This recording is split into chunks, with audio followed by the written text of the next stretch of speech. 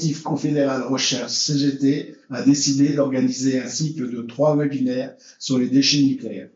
À l'image du précédent cycle qui avait abordé précédemment le nucléaire du futur, des spécialistes exposeront ce sujet avec le plus possible un focus recherche. Le premier webinaire, la gestion des déchets radioactifs, qui a lieu aujourd'hui, là, vous êtes présents, se concentrera sur l'existant. Le second, la recherche de solutions pour la gestion, pour la gestion des déchets nucléaires, qui aura lieu la semaine prochaine, le 10 octobre, portera sur les recherches actuelles dans ce domaine. Le troisième, qui a pour titre « Ça nous concerne tous, parlons-en », qui se déroulera le 6 novembre 2024, présentera la gestion des déchets sous l'angle des sciences humaines et sociales. L'objectif de ces webinaires n'est pas de débattre du pour ou contre le nucléaire, mais de fournir aux participants un panorama des connaissances scientifiques, techniques et technologiques sur les déchets nucléaires et leur gestion. Bon webinaire à tous. Merci Dominique. C'était Dominique Gallet qui a coordonné et organisé tous ces webinaires du collectif de recherche de la CGT. Quant à moi je suis Roberto Miguez, donc j'étais de longue date, je suis militant de la CGT, et faisais partie de l'ANDRA, et donc maintenant je passe à vous présenter l'intervenant expert d'aujourd'hui. Il s'agit de Sébastien Crombé, il est ingénieur de l'école polytechnique, ingénieur général des mines. Il a été, pour son premier travail, pour son premier job, il a travaillé à l'autorité de sûreté nucléaire. Et ensuite, il est allé travailler à la ANDREAL, qui est la direction régionale de l'environnement, aménagement du territoire et logement de Bourgogne, où il a travaillé sur la prévention des risques, sur la protection de l'environnement, et puis enfin sur, en tant que chef de service, du service climat, air, énergie. Et enfin, il est actuellement, depuis environ 5 ans, directeur de la sûreté, de l'environnement et des filières nucléaires à l'ANDRA, qui est l'Agence nationale pour la gestion des déchets radioactifs. Bienvenue, Sébastien Crombé, et merci d'avoir accepté notre invitation, et je vous laisse. Alors, juste un mot avant de passer la parole à Sébastien Crombé.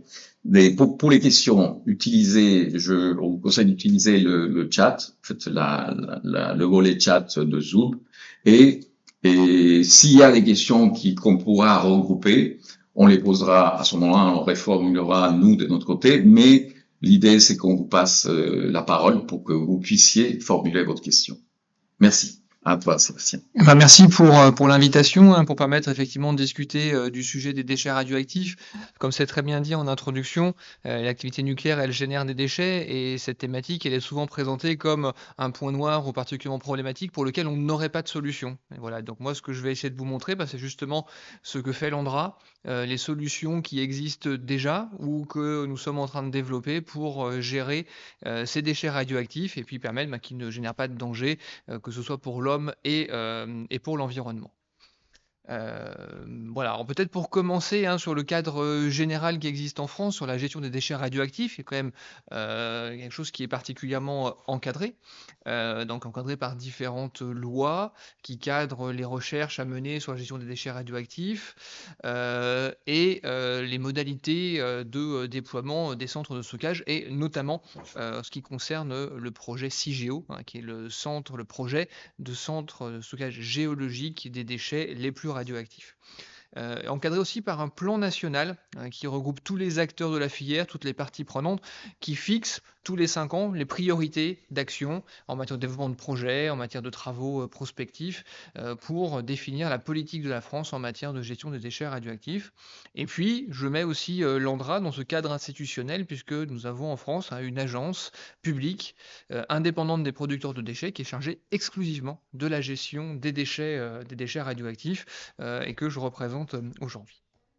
Alors voilà, pour commencer, sur l'ANDRA et ses missions, hein. Comme je l'ai dit, on a une agence publique qui concrètement aujourd'hui, en fait, qu'est-ce que nous faisons? On mène des recherches sur les centres de stockage, on exploite des centres de stockage qui sont déjà en activité, donc des actions de recherche, développement, de conception et d'exploitation, présents sur 5 sites en France et on est à peu près 700 salariés. Alors pour détailler un peu plus nos missions, aujourd'hui, on a des centres de stockage qui sont en activité. Un d'ailleurs qui ne stocke plus de déchets, hein, qui est déjà en phase de fermeture-surveillance. Donc on stocke des déchets, on surveille leur impact sur l'environnement. On conçoit également des centres de stockage pour les déchets qui ne disposent pas encore de solutions de gestion qui sont opérationnelles, et j'y reviendrai par la suite.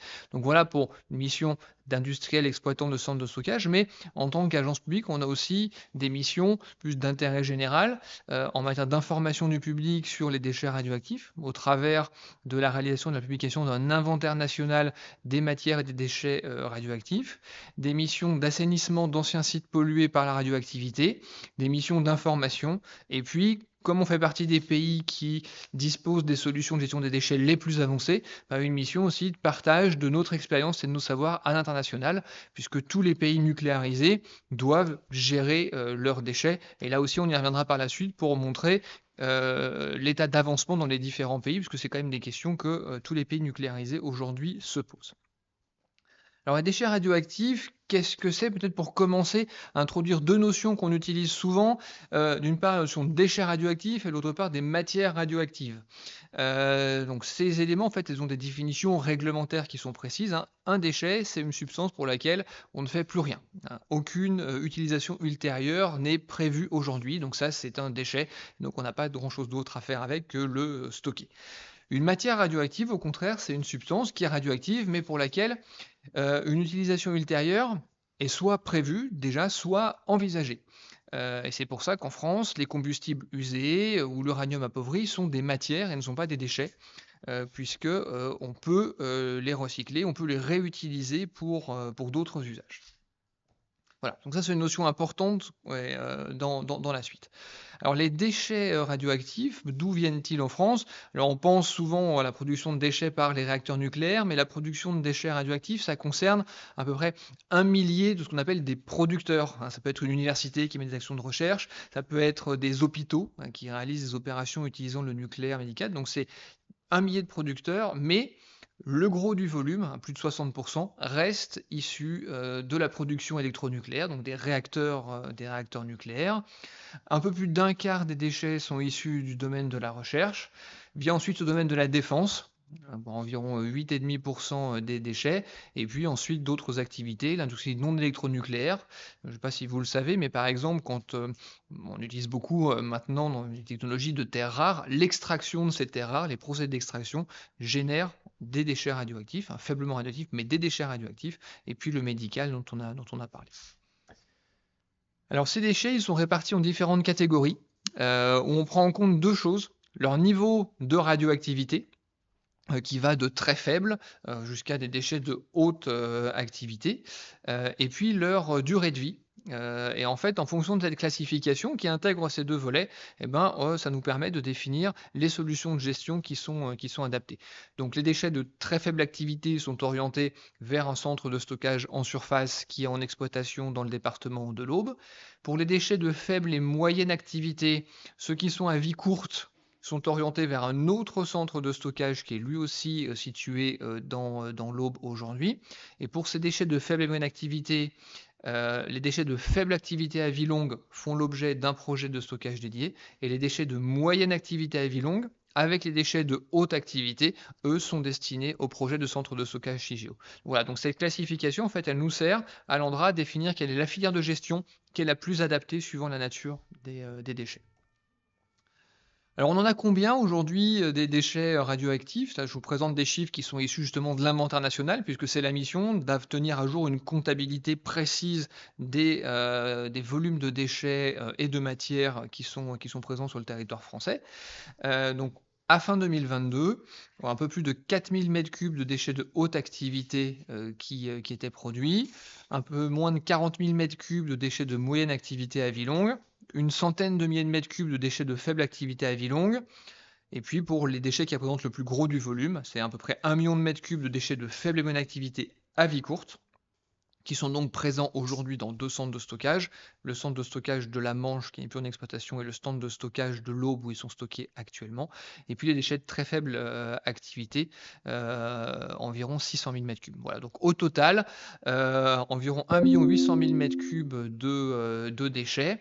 Le très gros du volume étant représenté par les déchets de faible et moyenne activité à vie courte et les déchets de très faible activité, mais à contrario, en fait, le niveau de radioactivité, il est majoritairement contenu dans les déchets de haute activité. En fait, si on résume, on a 2,5% du volume des déchets qui concentre presque 99,9% de la radioactivité totale de nos déchets radioactifs.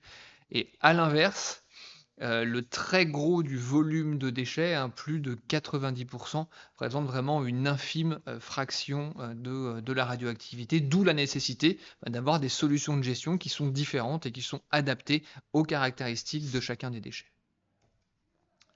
Voilà. Et donc ces cendres, comme je l'ai dit, des cendres de surface. Pour les déchets de très faible activité, le CIRES, qui est une installation classée pour la protection de l'environnement située dans l'Aube. Pour les déchets de faible activité, ils étaient par le passé stockés au centre de stockage de la Manche, jusque dans les années 90. Voilà. Puis il a été rempli, et donc lui a succédé le centre de stockage de l'Aube, qui est actuellement en exploitation, qui est une installation nucléaire de base. Donc ça, c'est pour les solutions qui existent aujourd'hui, qui sont déjà opérationnelles, et puis des projets qui sont en cours de développement, des études en cours pour un centre dédié aux déchets de faible activité à vie longue, et puis le centre de stockage CIGEO qui lui est plus avancé, puisque la demande d'autorisation de création, donc de construction de l'installation, elle est en cours d'instruction par l'autorité de sûreté nucléaire en ce moment, voilà, et qui lui se situe en Meuse Haute-Marne, et qui, on espère, verra le jour prochain. Alors les principes du stockage qu'on a beaucoup parlé, le but du stockage en fait c'est d'isoler les déchets de l'homme et de l'environnement et d'éviter que les substances dangereuses qui sont contenues dans les déchets atteignent l'homme et l'environnement et représentent un danger. Donc voilà, c'est vraiment une mission de protection des déchets. Et donc pour ça en fait on se base sur différents éléments. En premier lieu c'est les colis de déchets radioactifs. Alors c'est vrai que vous avez peut-être en tête les images qu'on voit parfois utilisées souvent par des opposants de ce fût jaune avec un sigle radioactif qui est rouillé ou se promène dans la nature. Bon voilà, les colis sont des objets qui remplissent des fonctions de sûreté, qui font l'objet de critères précis pour pouvoir être acceptés dans les centres de stockage. Donc voilà, donc c'est un élément qui contribue à la sûreté et notamment pendant toute la phase d'exploitation du stockage. Un stockage, c'est aussi des ouvrages qui sont construits par l'homme, voilà, des ouvrages bétonnés, des alvéoles. Je vous montrerai des images ensuite de nos centres qui contribuent à la sûreté. Et puis, ce qui est extrêmement important également, c'est l'environnement géologique, puisqu'on positionne les centres de stockage dans des endroits où les caractéristiques géologiques des sites sont favorables et donc permettent justement de retarder ces phénomènes de migration et de ne pas causer d'impact sur l'environnement. On a une différence significative entre des centres de stockage de surface et des centres de stockage en profondeur, c'est que pour assurer ces fonctions de sûreté, cet isolement, la protection du stockage et maîtriser l'évolution du stockage, quand on est sur un centre de stockage en surface, on va reposer sur une couverture qui est réalisée par l'Andra, par l'homme.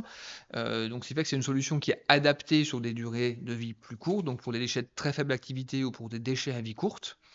Par contre, pour des déchets de haute activité, là, on va reposer sur l'environnement géologique et sur une barrière géologique et non pas sur une couverture qui a été construite par l'homme. Et c'est le cas pour CIGEO. Alors pour décrire plus précisément les solutions de gestion des déchets de très faible activité, donc aujourd'hui ils sont orientés vers notre centre de stockage de l'Aube qui s'appelle le CIRES. Donc ce sont des déchets TFA qui sont issus principalement du démantèlement d'installations nucléaires ou d'industries classiques qui utilisent des matériaux radioactifs. Vous avez une image sur la droite de comment se passe l'exploitation. Ce sont des alvéoles qui sont creusées dans le sol. On stocke des déchets d'ailleurs un peu plus haut que le niveau du sol et l'exploitation se fait sous un abri couvert, qu'on appelle un pré-moraille, qui évite d'être soumis aux intempéries et d'avoir de l'eau au niveau du stockage. Ouais, donc les colis sont stockés et puis au fur et à mesure de l'exploitation, c'est ce qu'on voit ici à gauche, donc on a ensuite une alvéole qui est d'abord recouverte d'une géomembrane. Et puis en arrière-plan sur la photo de gauche, vous voyez de l'herbe, c'est l'état du stockage après mise en place de la couverture. Donc voilà pour le CIRES, qui a aussi quelques autres activités complémentaires sur la gestion des déchets, qui entreposent notamment certains déchets qui n'ont pas encore de solution de gestion opérationnelle et réalise quelques opérations de traitement. Donc on ne fait pas exclusivement du stockage sur le CIRES. En ce qui concerne les déchets de faible et moyenne activité à vie courte, donc ils sont stockés aujourd'hui sur le centre de stockage de l'Aube, qui est un centre qui est conçu pour avoir une capacité à peu près d'1 million de mètres cubes et qui est rempli à un peu moins de 40% aujourd'hui. Ces déchets, ils sont principalement issus d'opérations de maintenance ou du fonctionnement des installations nucléaires. Et donc, voilà, je vais après. Donc, le stockage de la Manche aujourd'hui, il est en phase ce qu'on appelle de démantèlement fermeture. Donc, sa couverture a été mis en place, même s'il est prévu de la renforcer dans les années prochaines. Il est surveillé. Voilà, il y a pas de, voilà, il est surveillé pour maîtriser son impact sur l'environnement, mais il n'y a plus de déchets qui sont stockés aujourd'hui depuis les années 90. Donc, on voit une historique ici de comment s'est déroulée l'exploitation sur l'empilement des colis dans le stockage, la mise en place progressive de la couverture sur l'image du bas, et puis l'état actuel du site aujourd'hui. Voilà, c'est un site, pour ceux qui connaissent, qui jouxte le site de La Hague dans la Manche. Le centre de stockage de l'Aube, donc c'est ce qu'on voit ici, donc même principe de stocker des colis dans des alvéoles. Il n'y a aucune couverture définitive qui a encore été mise sur le stockage, donc on voit juste là aussi des alvéoles qui sont recouvertes d'un matériau pour garantir leur étanchéité. Et en fait, l'exploitation se fait en remplissant les alvéoles une par une, c'est ce qu'on voit sur la gauche, sous un abri en métal, toujours pour réaliser des opérations de stockage à l'abri. Donc les déchets de faible activité à vie longue, c'est des déchets qui sont pour beaucoup déjà produits et entreposés sur leur site de production ou qui pourront être produits par exemple lors du démantèlement de certains types de réacteurs. Par exemple, les réacteurs, les graphites utilisés dans les réacteurs graphite gaz sont des déchets de faible activité à vie longue. Et donc les études sont en cours pour une solution de gestion dédiée. On en est au stade de définir les principales options techniques et de sûreté sur un site qui est identifié à Vendeuvre-sous-Laine dans l'Aube, et pour lequel le dossier sera prochainement instruit par l'autorité de sûreté nucléaire pour valider ses principales options techniques. Puis en parallèle, on travaille sur les scénarios de gestion pour identifier les différentes options qui sont possibles pour la gestion de ces déchets de faible activité à vie longue. Et puis enfin, les déchets de haute activité et de moyenne activité à vie longue. Donc c'est des déchets qui sont issus pour certains de l'exploitation de certaines installations nucléaires et qui sont issus également du recyclage des combustibles usés. Puisque même si le retraitement des combustibles usés permet de valoriser une grande partie de la matière qui est contenue dans les combustibles, voilà, il produit pour le reste des déchets. Et donc, aujourd'hui, l'inventaire qui est estimé, c'est-à-dire l'ensemble des déchets, non pas qui sont déjà produits, mais qui sont produits et qui sont à produire pour le fonctionnement de l'ensemble du parc nucléaire qui est déjà autorisé. Donc, ce qui inclut le PER de Flamanville 3, toutes les installations déjà autorisées, c'est à peu près 73 000 m3 de déchets de moyenne activité à vie longue et à peu près 10 000 m3 de déchets de haute activité. C'est pour cet inventaire que CIGEO est conçu.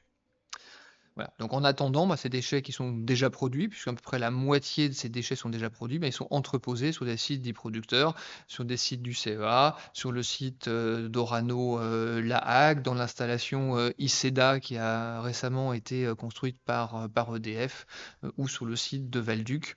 Et c'est de là qu'ils seront expédiés vers CIGEO lorsque l'installation sera mise en service. Alors le principe de ce stockage géologique, hein, c'est de répondre à des enjeux, puisque là on parle du volume faible de déchets dont la dangerosité est telle qu'on ne peut pas les gérer en surface en respectant les objectifs de protection de l'homme et de l'environnement qu'on s'est fixés.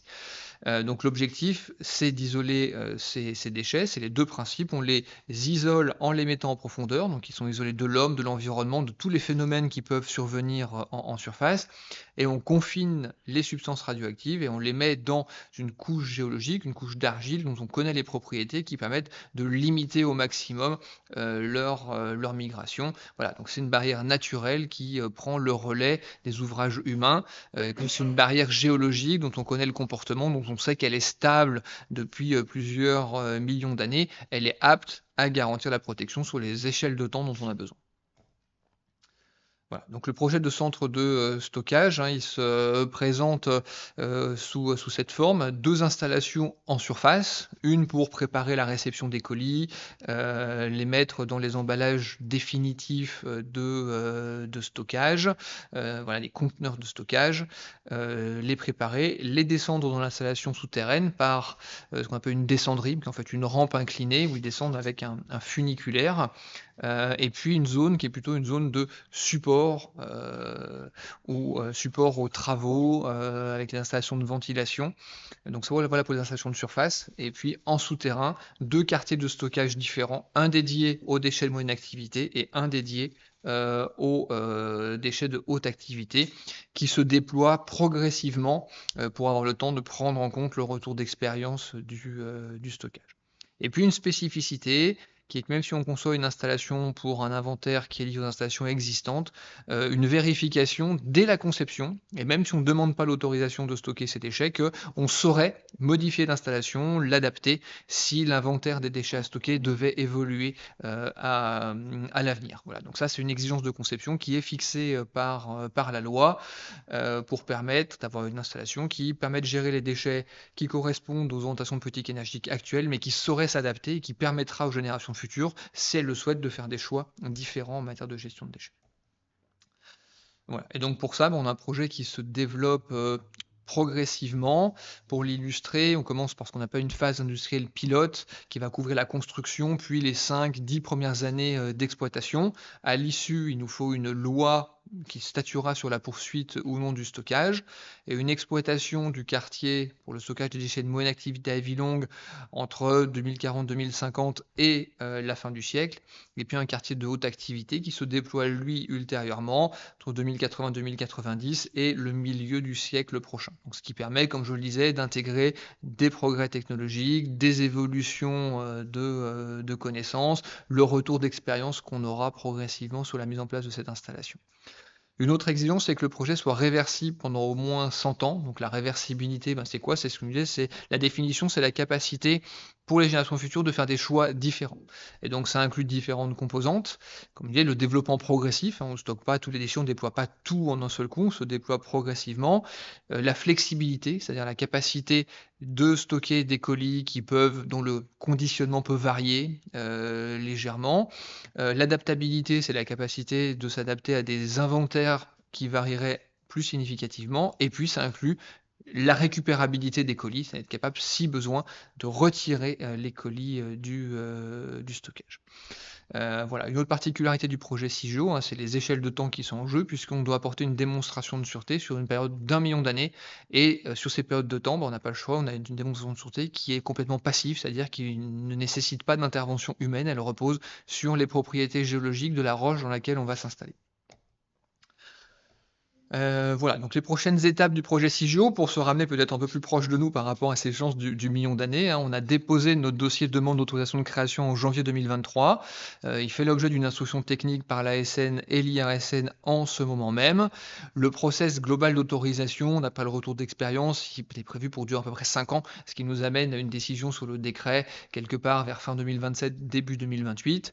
Ensuite, on aura la construction de l'installation avec une mise en service qui correspond à la descente du premier colis sur la décennie 2040. Puis, une dizaine d'années après, la loi qui devra statuer à la fin de la phase industrielle pilote sur la poursuite du stockage. et puis d'autres jalons importants. Je parlais de 2080 pour le développement du quartier achat, et puis des opérations de stockage environ jusqu'au milieu du siècle prochain. Voilà, donc la demande d'autorisation de création aujourd'hui, c'est l'étape où on est actuellement sur ce projet, hein. Elle est basée sur un dossier qui nous a permis d'apporter la démonstration de la sûreté de CIGEO pour toute la phase d'exploitation et aussi à long terme pour l'ensemble des déchets qui sont prévus d'être stockés. Voilà, une petite particularité, c'est que on apporte une démonstration pour tous les déchets qui sont prévus d'être stockés. Par contre, l'autorisation de création, en fait, elle ne conduira à lancer que la construction des premiers ouvrages avec cette notion de phase industrielle pilote. C'est-à-dire, concrètement, qu'est-ce qu'on va construire? Toutes les installations de surface parce qu'on en a besoin pour exploiter l'installation souterraine. Par contre, le déploiement de l'installation souterraine, ce sera juste un petit quartier pilote pour quelques déchets de haute activité et les premiers alvéoles du quartier de stockage MAVL. Voilà, c'est seulement 4 alvéoles sur la vingtaine que constituera le quartier tel qu'il est prévu à terminaison aujourd'hui, donc voilà, qui traduit l'approche incrémentale et prudente de développement du projet. Peut-être 2 mots pour détailler les inventaires. J'ai parlé des inventaires qui sont pris en compte. À la conception de CIGEO, au titre de l'adaptabilité, on a pris en compte 2 inventaires. Un inventaire de référence, c'est celui pour lequel l'installation a été conçue, c'est celui pour lequel on apporte la démonstration de sûreté au moment de la DAC, et c'est celui pour lequel on est autorisé à construire l'installation. Donc cet inventaire, il prend en compte l'ensemble des installations nucléaires autorisées à fin 2016. Alors pourquoi fin 2016? Parce que c'est en lien avec les inventaires nationaux qu'on publie tous les 5 ans, et c'était l'édition de l'inventaire qui était celle en vigueur au moment où on a finalisé nos études de conception. Parce que notre inventaire de référence, c'est essentiellement une notion de données d'entrée qu'on utilise pour la conception de l'installation. Donc il était cohérent avec les hypothèses de politique énergétique d'alors, en matière de durée de fonctionnement des réacteurs, prise à 50 ans, et il se positionnait dans une hypothèse de retraitement de tous les combustibles usés, c'est-à-dire poursuite de la stratégie de retraitement actuellement en vigueur en France, et qui a été d'ailleurs confirmée. Donc c'est-à-dire on ne prévoit de stocker dans cet inventaire aucun combustible usé, puisqu'ils sont tous retraités.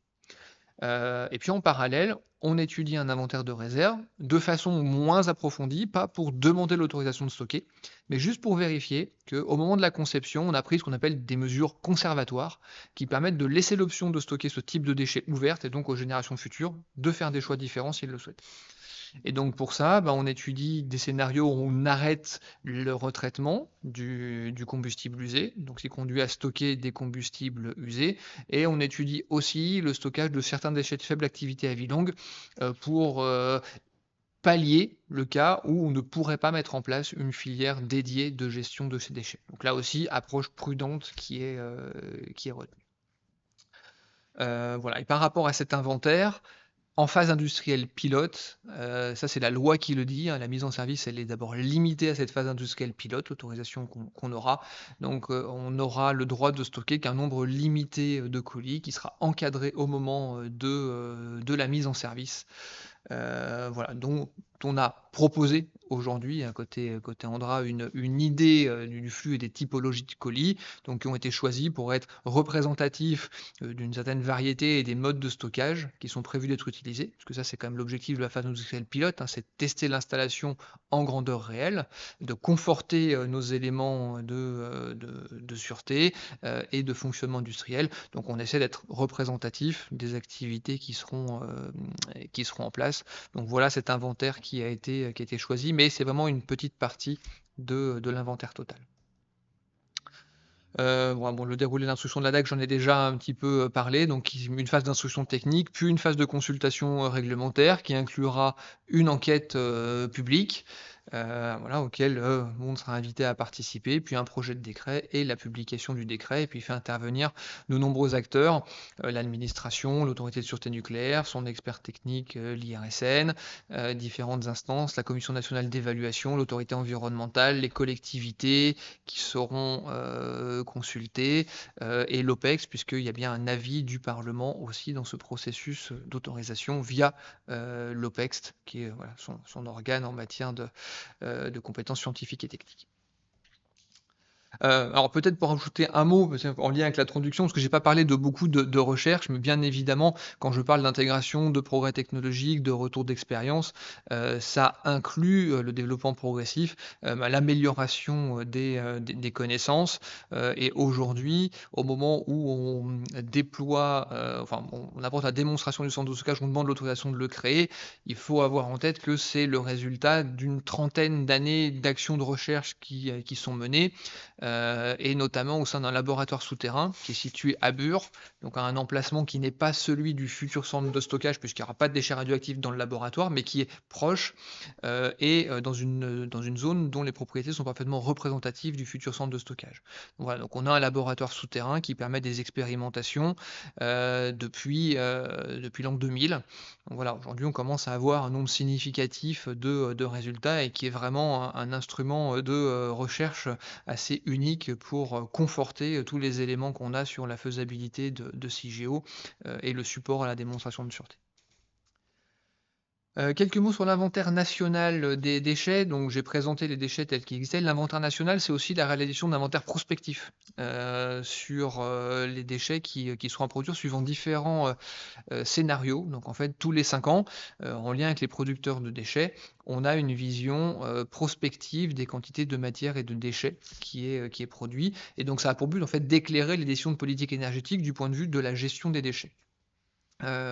Donc on étudie différents scénarios, et notamment la poursuite des activités nucléaires, des scénarios où on poursuit le retraitement par des EPR2, puis une fermeture complète du cycle par des réacteurs rapides, donc là aussi poursuite du multi-recyclage, pas de stockage de combustible usé.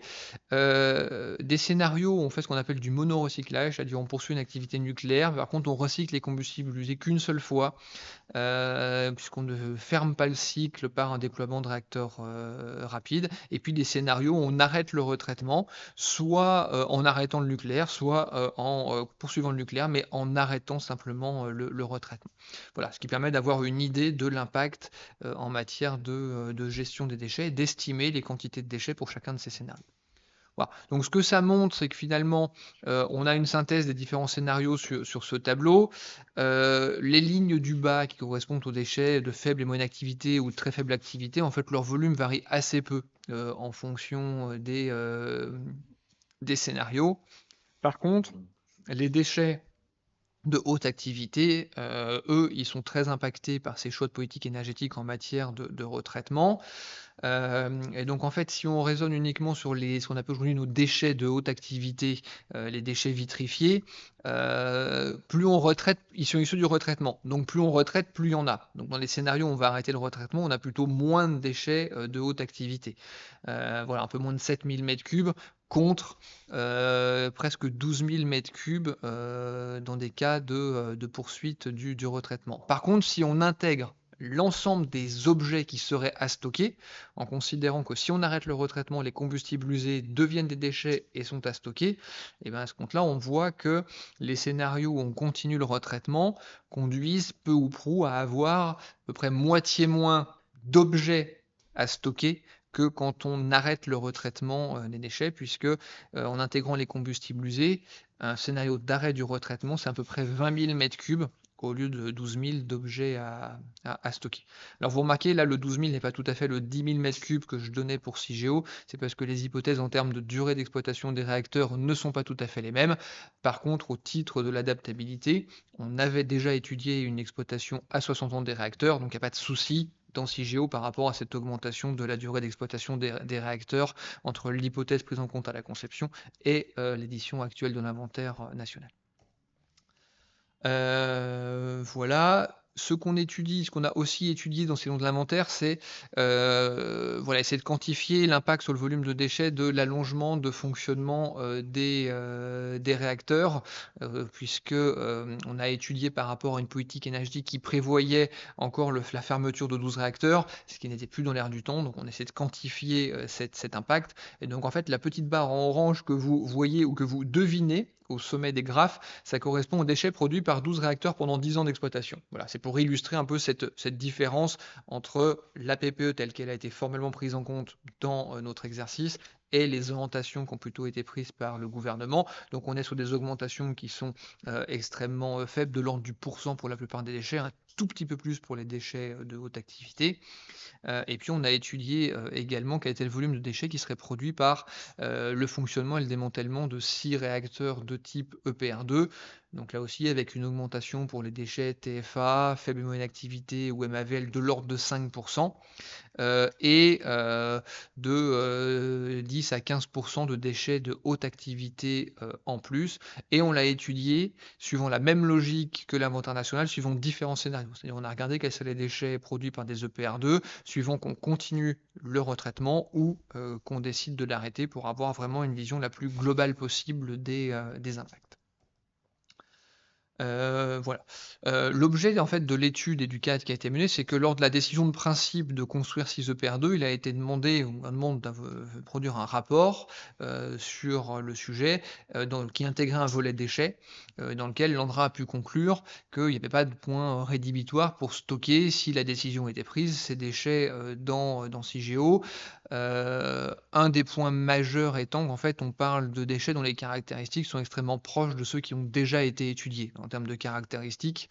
Voilà, donc forcément il y a un volume en plus qui conduit à des questions qui doivent être étudiées plus finement. Mais c'est vrai que le fait d'avoir des objets qui sont déjà connus ne générait pas de difficultés particulières.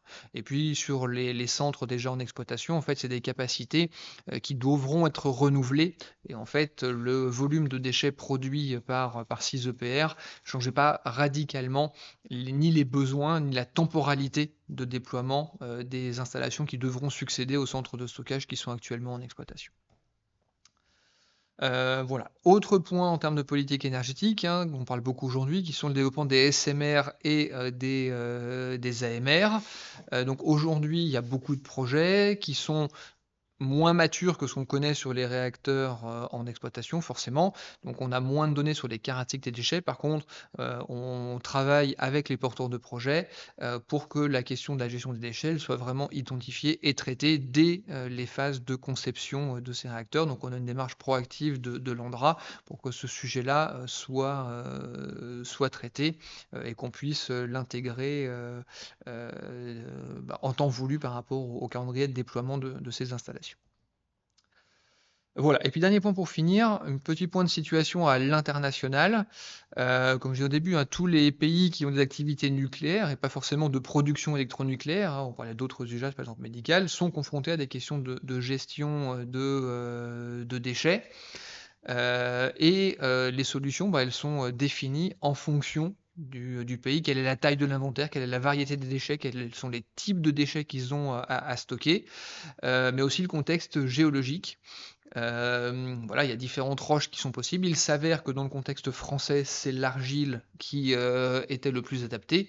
Des pays nordiques dont la géologie est plutôt constituée de socles granitiques, voilà, ont des concepts qui sont différents, mais qui sont adaptés au contexte géologique du pays en question. Voilà. Donc des solutions de stockage, il y en a déjà en exploitation partout dans le monde, on sait plusieurs pays, donc la France, je vous l'ai présenté, l'Espagne, le Royaume-Uni, les pays nordiques, la Corée, voilà, donc d'autres pays. Et puis des projets sont en cours dans plus d'une dizaine de pays également. Quelques exemples, la Slovénie a débuté les travaux de construction de son centre de stockage de déchets de faible et moyenne activité. Nos collègues belges ont obtenu en mai 2023 l'autorisation de créer et d'exploiter un centre de surface. Et les travaux se continuent en Allemagne pour convertir une ancienne mine en stockage souterrain. Donc ça, c'est pour les déchets de faible et moyenne activité sur les centres de surface. Sur les déchets de haute activité, les pays sont un peu moins avancés. Les pays qui sont en tête de proue sont la Finlande et la Suède. Ils sont au stade de construction, voire même pour la Finlande de se préparer à l'exploitation du centre de stockage. Et puis vient ensuite la France qui est lancée dans une procédure d'autorisation. quelques autres pays assez avancés, la Suisse, Belgique notamment, mais aussi la Russie ou la Chine, et puis nombreux autres pays qui sont engagés dans la démarche, même s'ils sont aujourd'hui uniquement à l'étape de recherche de sites. Voilà. Donc tous les pays sont pas au même stade d'avancement, on ne progresse pas à la même vitesse, mais plusieurs se posent la question. Et voilà, Suède, Finlande et France étant les trois plus avancés aujourd'hui. Voilà, eh ben, écoutez, merci de votre attention, et puis je laisse la place aux questions maintenant. Merci beaucoup, Sébastien. Place aux questions. Donc, on a une première question qui vient d'Emerald. Je ne sais pas si tu souhaites la poser ou on la pose ici. C'est la signification du terme vie courte. En fait, vie courte, vie longue, les conséquences. J'avais une question justement là-dessus, sur les conséquences sur la surveillance qu'il y a à faire sur les différentes installations en fonction de cette durée de vie. Est-ce que c'est qu'une vie courte, en fait, physiquement? Alors, dans la classification des déchets, on va évacuer déjà une première série de déchets qui sont ce qu'on appelle les vies très courtes, durée de vie inférieure à 100 jours. Alors, c'est quoi une durée de vie? En fait, c'est quoi la période radioactive? C'est la durée au bout de laquelle l'activité a été divisée par 2. Donc en fait, on a un indicateur qu'on prend qui est au bout de 10 fois la durée de vie, on divise l'activité par 2 puissance 10, il reste plus grand-chose comme activité.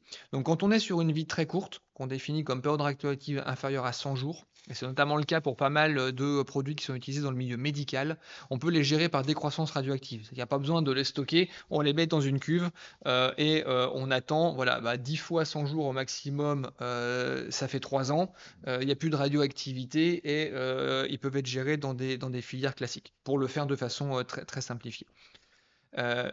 Vie courte est définie comme une période inférieure à 31 ans. Donc on voit 10 fois la période, c'est 300 ans, et ça correspond justement, sur nos centres de surface, à la période pendant laquelle l'ANDRA est censé assurer la surveillance de ces centres de stockage. Donc on voit que la durée de vie et la nature des solutions qui sont mises en place et les obligations en matière de surveillance du centre de stockage sont effectivement intimement liées. Et les vies longues? Les vies longues, c'est ce qui est au-dessus. Voilà, ce qui est pas une vie longue, c'est ce qui n'est pas une vie courte. Parce qu'il y a... Mais du coup, on a une large variété de radionucléides. On en a qui vont avoir qui vont avoir des périodes de plusieurs millions d'années, d'autres qui ont des périodes plus courtes. Et c'est pour ça que effectivement tous les radionucléides ne décroissent pas forcément à la même vitesse. Par contre, c'est regardé dans les études d'impact, par contre, ça ne change pas en fait cette grande classification par solution de stockage. Et vous verrez dans la présentation, il y a un tableau qui explique très bien la durée de vie et donc l'activité, si l'activité est élevée ou pas, donc la dangerosité des déchets. Et donc c'est comme ça qu'on a classé les déchets en France. Alors, est-ce que vous avez d'autres questions? Parce qu'au chat, on n'en a pas pour l'instant. Mais t'en as une. Donc, on a des questions en live. Oui. On l'a dit, on entend partout que CIGEO coûte cher, ça coûte cher. Il y a eu même, si je me rappelle bien, une étude faite par la Cour des comptes, je crois, dessus. Voilà.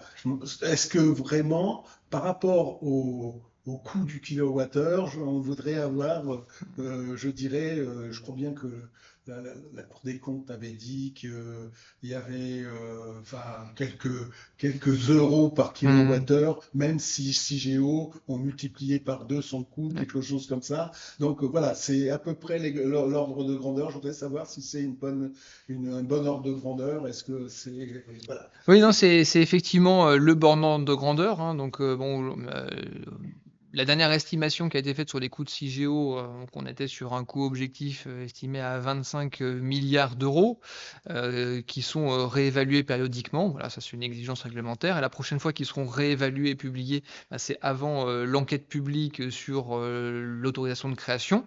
Voilà, normalement d'ici 2 ans. Donc effectivement, c'est un chiffre qui peut paraître important, mais comme vous l'avez très bien dit, ramené au coût du kilowattheure, on est de l'ordre du pourcent du coût de notre kilowattheure. Donc même s'il y avait des incertitudes sur ce coût, en fait, ça ne change pas radicalement l'économie du coût de l'électricité d'origine nucléaire. Alors, on a une question de Florence Rivera. Donc, est-ce que tu souhaites la poser directement ou est-ce qu'on la lit? Bon. Alors oui, donc une question sur l'incendie que j'ai bien en tête et le risque sur la roche. Alors, je vais d'abord un reportage d'Arte met en évidence le potentiel danger d'un incendie dans CIGEO avec une faible résistance de l'argile et une potentielle libération de la radioactivité. Est-ce que des simulations à taille réelle d'incendie ont été menées dans le laboratoire proche de CIGEO dont vous avez parlé? Si oui, quels sont les résultats? Voilà la question de Florence. Merci. Ensuite, par ailleurs, il y a des zones... Non, c'est une autre question sur le granit. Dans l'émission d'Arte, effectivement, on voit une expérience qui est menée par quelqu'un en fait qui place du graphite sur une gazinière et qui conduit à des petites explosions. Parce qu'effectivement, quand on met une roche qui contient de l'eau, c'est ce qui se passe quand on la soumet à la flamme et on tire des conséquences sur le risque d'explosion lié à l'argile. Alors première chose, l'incendie. C'est effectivement un des risques principaux qu'on prend en compte quand on conçoit une installation comme CIGEO. Avec des tas de mesures qui sont prises en compte. En premier lieu, on met le moins de charge calorifique au fond, on met des dispositifs de détection, d'extinction, d'intervention sur le sujet, on cloisonne. Donc en fait, on fait tout pour que l'incendie ait le moins de chances possible de se produire, pour que si ce produit il soit détecté le plus tôt possible, qu'il puisse être maîtrisé. S'il n'est pas maîtrisé, on cloisonne l'installation pour qu'il ne puisse pas se propager. On a des moyens d'intervention. Voilà. Donc il y a 6 lignes de défense et à chaque endroit, il doit bien y avoir au moins une disposition sur chacune de ces 6 lignes de défense. Donc voilà, donc ça fait l'objet de maîtrises qui sont extrêmement importants. Je vais pas forcément beaucoup détailler ce qu'étaient les colis de déchets radioactifs, mais à quelques exceptions près qui font l'objet de mesures qui sont encore renforcées, que sont les colis de déchets bitumés. Les colis de déchets, c'est des colis bitumés, c'est des colis de déchets vitrifiés. Et donc il y a très peu de matières qui sont inflammables au fond, et en fait c'est essentiellement les câbles ou les engins motorisés qu'on a, mais qui sont d'ailleurs des engins électriques, pour qu'en zone d'exploitation nucléaire, il n'y a pas de moteur thermique, il n'y a pas d'engin sur pneus, voilà, on est sur des engins sur rail alimentés par électricité.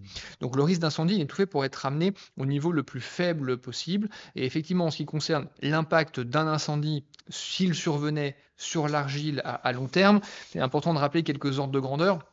L'exigence de sûreté. Alors, l'épaisseur de la couche du calovo oxfordien, donc le stockage, il est à 500 mètres sous terre, mais il est situé au cœur d'une couche d'argile qui fait environ 140 mètres d'épaisseur. Et l'exigence de sûreté qu'on a, c'est d'avoir 50 mètres d'argile saine, c'est-à-dire que quand on creuse, on a quand même une zone qui est un petit peu endommagée, même si voilà, elle peut se recicatriser ensuite.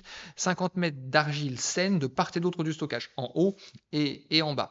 Si un incendie survenait, oui, il aurait des impacts sur les structures en béton, oui, il pourrait engendrer des augmentations de température dans l'argile, mais sur des distances qui sont extrêmêmement faibles par rapport à cette épaisseur de 50 mètres. Mais pour autant, on a bien des programmes de recherche qui se poursuivent pour caractériser l'incendie. Alors, on ne met pas le feu au milieu du laboratoire, mais on a bien un programme de recherche sur le sujet pour arriver à mieux caractériser et quantifier ce que je suis en train de vous dire là. Ça fait partie du travail.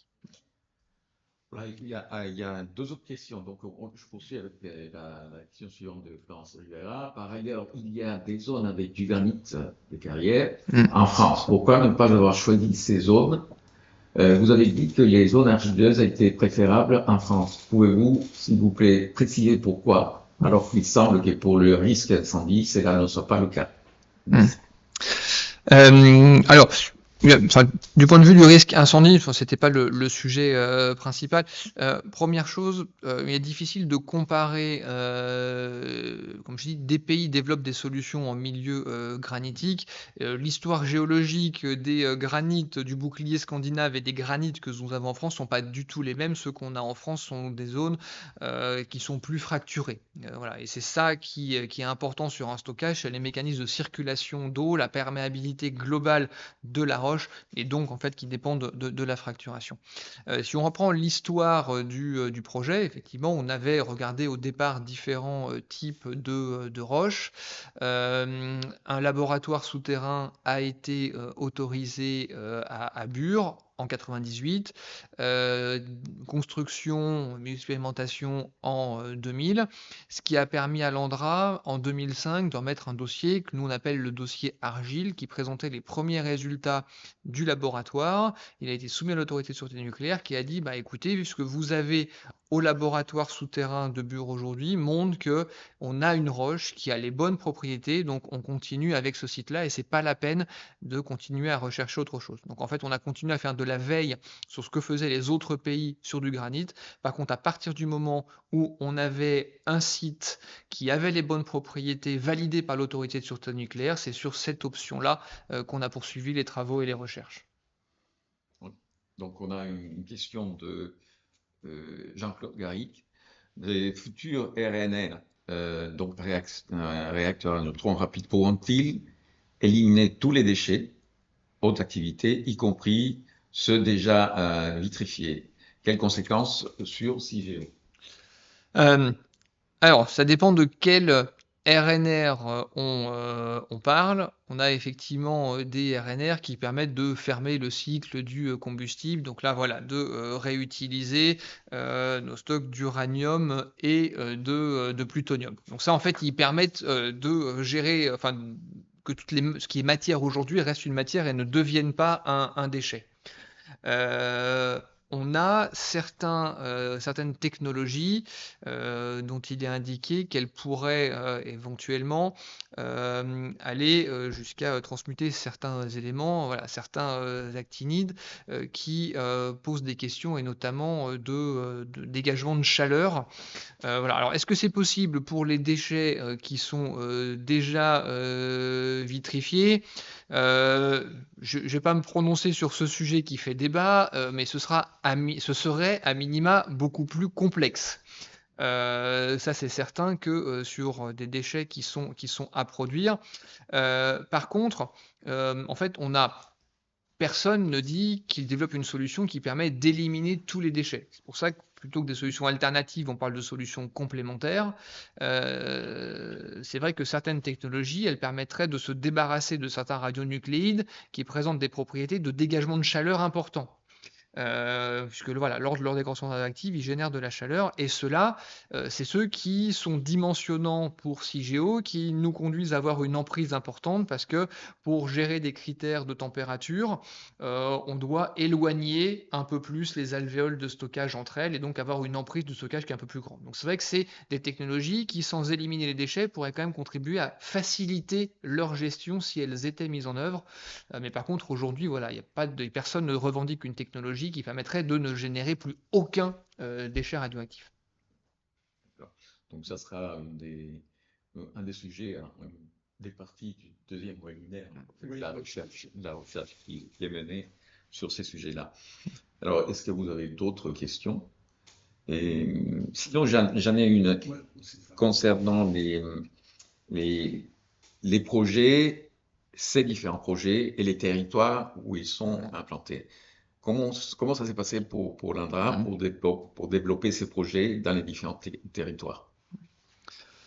Ça s'est fait en lien effectivement étroit avec les territoires. Alors, chaque projet a son histoire qui est un peu spécifique, mais sur les principaux récents qu'on a eus, ils sont passés par des appels à candidature des territoires et ont été construits avec eux. Donc, voilà, donc c'est vrai que la construction territoriale, le rôle, en fait, on peut considérer, d'ailleurs, le plan national de gestion des matières et des déchets radioactifs, et le disait, on peut considérer que ces territoires qui accueillent un centre de stockage, ils rendent quand même un service voilà, nécessite quand même d'avoir des retombées pour eux de leur côté. Donc c'est un point qui est extrêmement important, hein, cette accessibilité du territoire.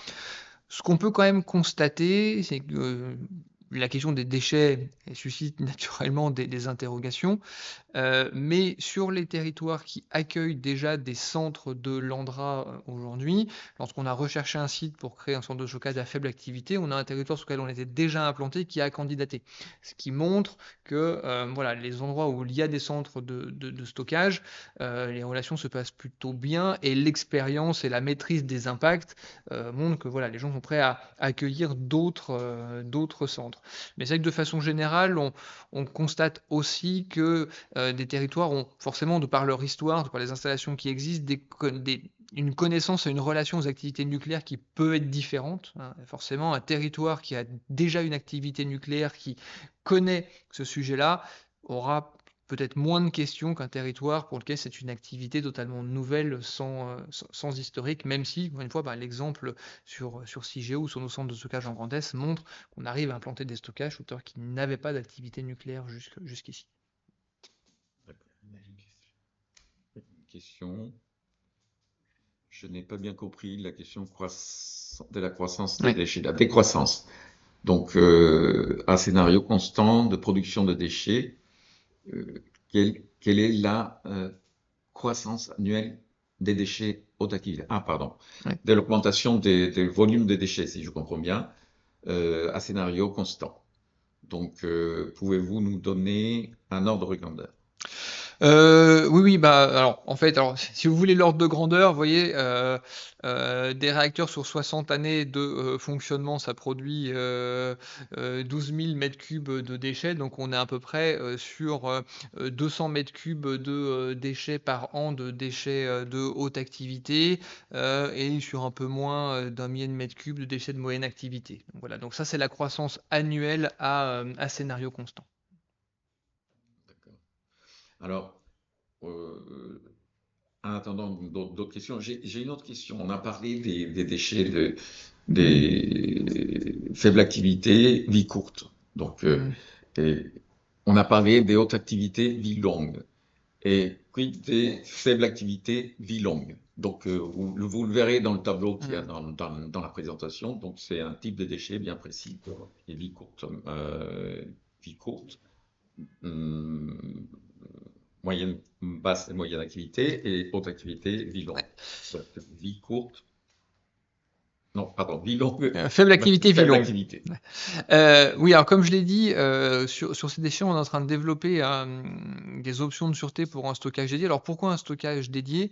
Parce que c'est des déchets qui ont une vie longue.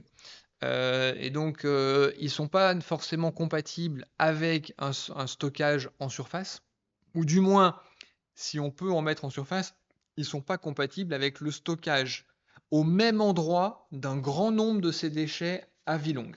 Voilà. Parce que des vies longues, il y en a effectivement qui va être mélangé, mais par contre, effectivement, mettre à un seul endroit beaucoup de vies longues en surface, ça ne respecte pas les critères de sûreté qu'on s'est fixés. Pour autant, ils sont de faible activité. Donc on parlait des coûts de Cigéo tout à l'heure. Il n'apparaît pas forcément proportionné au risque et à la dangerosité de ces déchets de développer des installations du type de Cigéo à 500 mètres de profondeur pour stocker des déchets dont l'activité est faible et qui présentent une dangerosité qui est moindre. Et donc c'est pour ça que le concept de stockage sur lequel on réfléchit, c'est un concept de stockage souterrain à faible profondeur, donc qui permet d'isoler les déchets de la surface, mais pour une durée qui est suffisante pour qu'il n'y ait pas de danger sur l'homme et l'environnement, mais qui n'est pas du même ordre de grandeur que le niveau de garantie qu'on doit avoir pour Cigéo. Voilà. Et c'est ce concept-là, à faible profondeur, donc quelques dizaines de mètres de profondeur, mais là aussi, encore une fois, sur des principes assez similaires, dans une couche d'argile qui permet de limiter la migration du radionucléide. Voilà, c'est ce concept-là qui est à un stade beaucoup moins avancé que Cigéo, mais qui a fait l'objet d'un dossier qui sera expertisé par l'ASN probablement dans les 1 ou 2 années qui viennent. D'accord. Et ils viennent d'où ces déchets faible activité, vie longue? Alors, ils sont des déchets de différentes activités. Donc, je le disais, une partie de ces déchets, c'est des déchets de graphite qui sont issus de l'exploitation des réacteurs graphite-gaz, donc première génération de réacteurs de production d'électricité que nous avions en France. Une partie sont des déchets radifères qui sont issus de fameuses industries conventionnelles qui, par l'extraction de certains matériaux, peuvent générer des déchets. Et puis une partie sont des déchets de procédés issus de l'industrie du cycle, et notamment une partie de déchets bitumés ou de déchets technologiques. Voilà, donc on a une variété de déchets, mais les 3 grandes familles qu'on a sont ces déchets-là. D'autres questions? Moi j'ai une question. Vas-y. Ouais, enfin, pour le stockage profond, on a souvent entendu qu'on avait un concept multibarrière. Est-il toujours d'actualité? Ou comment est-il vu par l'ANDRA et notamment pour Cigéo? Alors, dans la façon dont on explique de façon simple le fonctionnement du stockage, comme j'ai dit, on garde ce principe de différentes barrières avec un rôle du colis, un rôle des ouvrages et un rôle de la barrière, qui n'est pas d'ailleurs tout à fait le même suivant les phases d'exploitation qu'on a.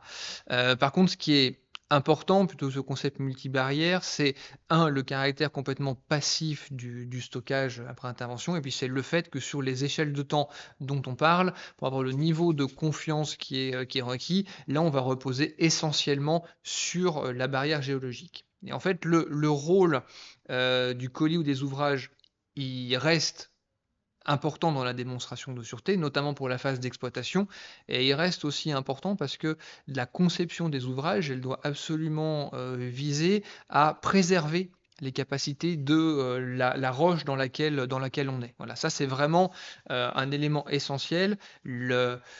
La brique de base de la démonstration de sûreté, ça reste les propriétés géologiques qu'on a sur le site. Et donc le rôle de l'exploitation et de la conception du centre, c'est de tout faire pour préserver ces capacités de la roche pour assurer la sûreté long terme du stockage.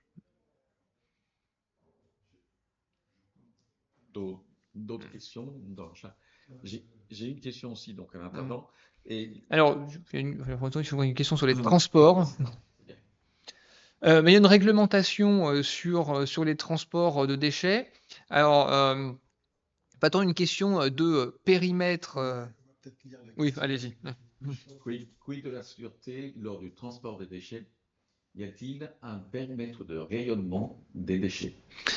Voilà, donc il y a une réglementation sur les transports, et donc lors des transports des déchets, ils sont placés dans des emballages de transport qui ont plusieurs fonctions, de résister à tout type d'accidents divers et variés, incendie, chute, poinçonnement, collision, et qui a aussi pour vocation de limiter la dose, donc le rayonnement, à la fois au contact du colis et à une distance de 2 mètres. Donc en fait, on n'adapte pas la distance, la dangerosité du déchet, on adapte plutôt l'emballage de transport à la dangerosité du déchet pour respecter la réglementation sur les transports.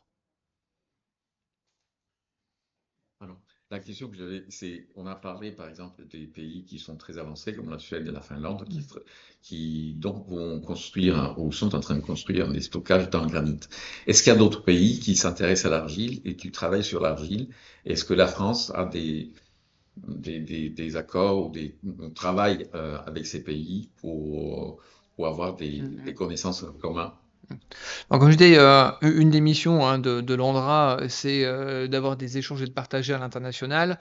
Il se trouve que 2 des pays les plus avancés, puisque voilà, en matière de choix de sites, travaillent sur l'argile, sont la Belgique et la Suisse. Voilà, donc oui, on a des partenariats et pas mal d'échanges avec eux pour partager les connaissances et l'expérience sur le centre de stockage.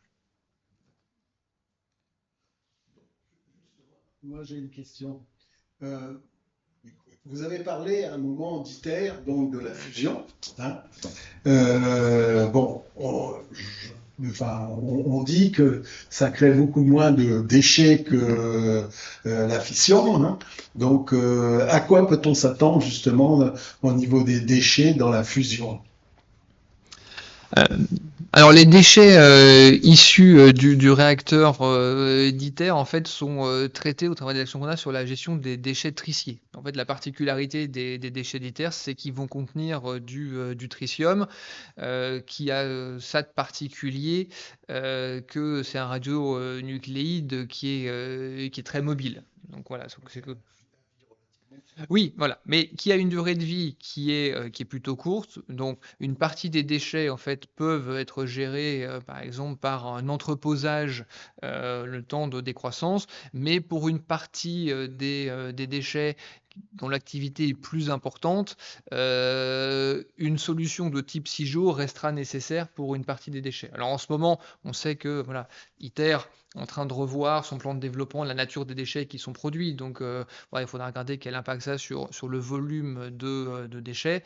Mais effectivement, ITER deviendra le plus gros producteur de déchets triciers que nous aurons en France. Mais à travers les solutions de gestion, l'entreposage et institutions comme CIGEO, voilà, il y aura des solutions de gestion. D'ailleurs, ITER étant une installation qui est déjà autorisée, même si elle n'est pas en exploitation, ces déchets sont bien pris en compte dans les inventaires de CIGEO. Mais quand je parlais d'ITER, je parlais aussi de futures, je Mm. dirais, filières fusion, quoi. Mais c'est vrai que la particularité, c'est que on va être sur des déchets qui sont des déchets triciers. Il y a aussi une annexe. La même chose pour les nouveaux enfin, les réacteurs, les SMR, les AMR, qui sont. Il y a beaucoup de projets qui fleurissent actuellement. Alors, il y en a certains, on sait très bien que ça va être du même type de déchets que ce qu'on a actuellement dans les EPR ou ceux qu'on a actuellement. Mais il y a d'autres qui sont un peu plus, je dirais, entre guillemets, hors des sentiers battus. Et vous vous attendez à quel type de déchets quand on regarde ce qui peut se poser dans la littérature actuellement? Alors, on travaille avec eux voilà, pour connaître les caractéristiques et puis définir quelles seront les filières les plus adaptées. Comme j'ai dit, on n'a pas de données très, très précises. Les sujets sont variables. Si on prend l'exemple de Neward, qui est sur une technologie qui était très proche des réacteurs actuels, voilà, il n'y avait pas de différence significative. Donc là, ça s'attendait à des choses qui sont assez proches. Euh, on a quand même en France un panel d'installations nucléaires qui est important. On citait tout à l'heure les réacteurs graphite-gaz, notre premier parc de réacteurs. On a exploité des réacteurs à neutrons rapides, Phénix, Superphénix, des installations du cycle, et on a en projet ou en exploitation différentes solutions de stockage. Donc c'est vrai qu'on a quand même cette expérience-là et cette étude sur une large gamme de déchets et plusieurs solutions. Mais voilà, aujourd'hui, c'est des choses qui restent à affiner avec les porteurs de ces projets-là.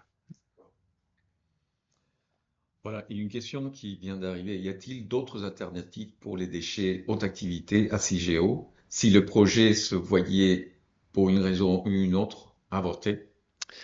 Alors aujourd'hui, c'est la solution de référence en France, à l'international. C'est celle qui est prévue par la loi.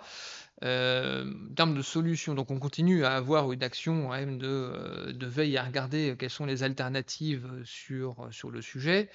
Comme on l'a dit tout à l'heure, une partie des déchets étant déjà produits, dans cette question d'alternative ne se pose pas tout à fait de la même façon pour ceux qui sont déjà produits ou ceux qui ne le sont pas.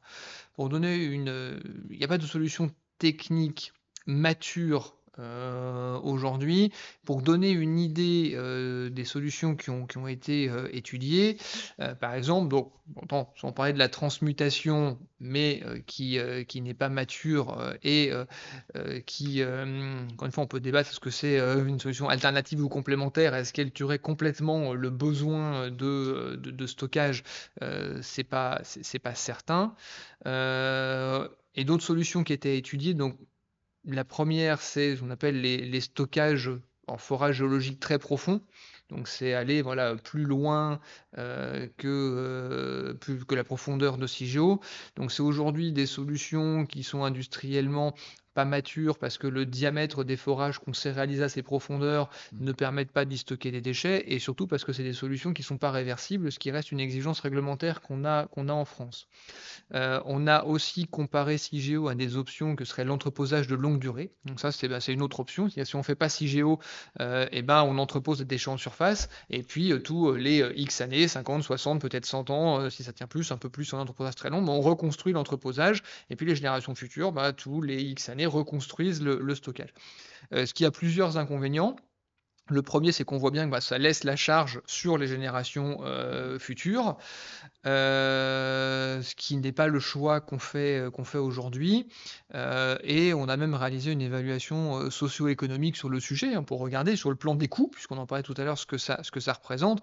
Et on s'aperçoit que si on fait l'hypothèse d'une société qui sera toujours plus riche, plus prospère à l'avenir, stable, avec des institutions fortes, cette question pourrait légitimement se poser. Par contre, si on n'exclut pas qu'on puisse avoir des évolutions un peu moins roses de la société, on s'aperçoit que le fait de faire CIGEO maintenant, c'est une forme d'assurance, parce que ça permet de régler maintenant la situation et de se prémunir contre les risques d'une évolution, puisque un entreposage en surface, en cas de dégradation d'une société, ça augmenterait significativement les risques d'accident, alors que une installation souterraine qui isole de l'homme, elle devient complètement passive et n'est plus dépendante des évolutions des phénomènes de surface et de la société. Oui, très clair. Oui, en prolongeant un peu sur plusieurs générations, donc on a vu que la période d'exploitation de CIGEO serait au-delà des 100 ans, si j'ai bien compris. Et alors, au-delà de ces 100 ans, est-ce qu'il y a prévu, on dit qu'il y a une sûreté passive pour le million d'années après, les études de sûreté doivent montrer ça. Est-ce qu'il y a prévu pour, après la fermeture, une période de surveillance de ce stockage? Oui, après la fermeture du stockage, il y aura une phase de surveillance, dont les modalités seront précisées. Mais la stratégie de surveillance, elle est déjà retenue. On commence à surveiller. Après la définition précise, les technologies qui seront mises en place, ce sera celles qui seront en place maintenant. Donc aujourd'hui, on a des éléments de stratégie, des objectifs qui sont fixés. Ça, ils sont décrits dans le dossier DAC. Par contre, les moyens précis qui seront déployés ne sont pas forcément totalement connus et s'adapteront. Mais oui, ça reste le principe du stockage, d'avoir une période de surveillance après sa fermeture. Bien, donc, est-ce qu'il y a d'autres questions? Est-ce qu'on peut dire que on conclut? Juste, Vas-y, t'as quelque chose à... non, mais on rappelle que tous les documents seront accessibles par un lien et on pourra toujours revoir tous les webinaires sur un lien YouTube. Donc tous les documents, vous pourrez y accéder. Voilà, donc questions et la présentation, réponses. voilà, la présentation faite aujourd'hui par Sébastien Congrès, donc elle sera dans un lien au moment de la diffusion de ce webinaire. Alors, avant de nous quitter, je veux encore remercier Sébastien Congrès pour avoir accepté cette invitation et avoir fait cette présentation qui a permis justement de nous éclairer sur les données de base qu'on fait des colis concernant des déchets nucléaires. Voilà, merci encore. Et merci à toutes et à tous de votre présence. Merci ici à Sébastien qui a été à la technique. Et donc, le prochain rendez-vous est donc la semaine prochaine, le 10. Le 10. Donc, pour voir un deuxième volet concernant les déchets radioactifs qui concerne la recherche. Voilà. Et bonne fin d'après-midi à toutes et à tous et merci encore. Au revoir.